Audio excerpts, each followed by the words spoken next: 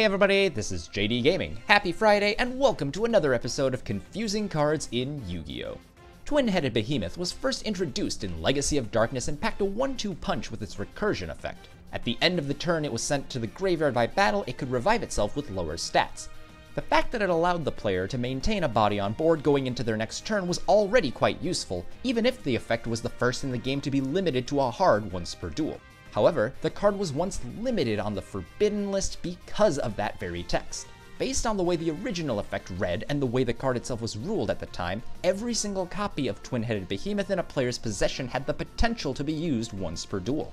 With cards like Fiber Jar arriving in the same core set, it quickly became evident that it was literally impossible to keep track of which physical card had already used its effect. Thus, the card was limited to ensure that the one copy allowed could only be used one time. After the card eventually received its corrective erratum and the ruling was clarified, the card regained its unlimited status. Another crazy card I always wanted to try using from the same set was Fiend Comedian, a normal trap with the potential to empty your opponent's entire graveyard or load your own with the flip of a coin.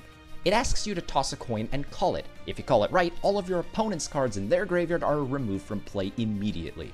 If you call it wrong, no need to worry, because it just sends a number of cards equal to the number of cards your opponent had in their graveyard from your deck to your graveyard. When Lightsworns first came out, I was excited to try it as either a crazy cheese card to advance my own strategy, or to nuke my opponent's graveyard in the mirror match. However, during the time I was interested in experimenting with the Devious Duo, I could never find the ruling that specified how the cards I yarded were to be chosen. Did I just mill them off the top of my deck a la grass, or did I get to choose and dump cards as a super foolish burial? While I do see that my question has finally been answered, it never occurred when I needed it, and thus the card sits in my collection, still unused to this day. I promised I would discuss Spirit Reaper in the pilot episode of Google Translates Yu-Gi-Oh! And how could I not? This zombie first appeared in Pharaonic Guardian and embodied the booze lifestyle that ghosts don't die. Unless of course they get specifically designated as the target of a card, in which case it kills itself immediately. Back in the Dino Rabbit format of 2012, this was a huge rulings nightmare. While the card was popular for its continuous ability to stall out a now useless Evil Zardolka, players were wondering whether or not their Effect Failure or Book of Moon could kill the Spirit Reaper. Spoiler, they don't.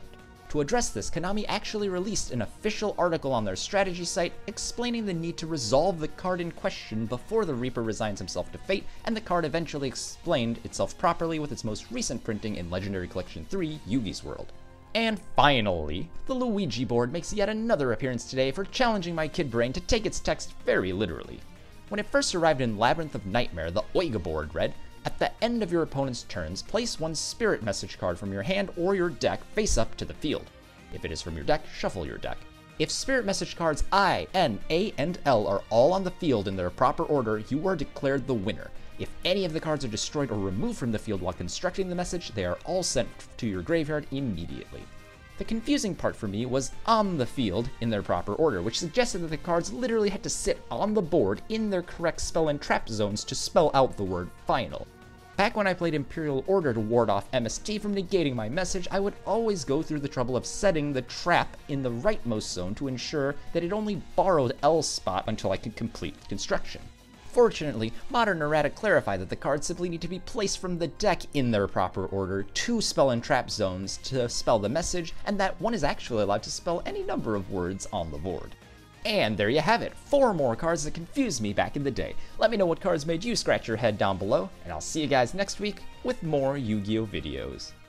That's the end of this video, but there's plenty more where it came from. I invite you to explore the playlists on screen to see what else I have to offer, and if you really liked what you saw today, consider subscribing to JDGaming for more Yu-Gi-Oh! Videos. Thanks guys, this is JDGaming, hope you guys enjoyed as always, and I'll see you guys next time.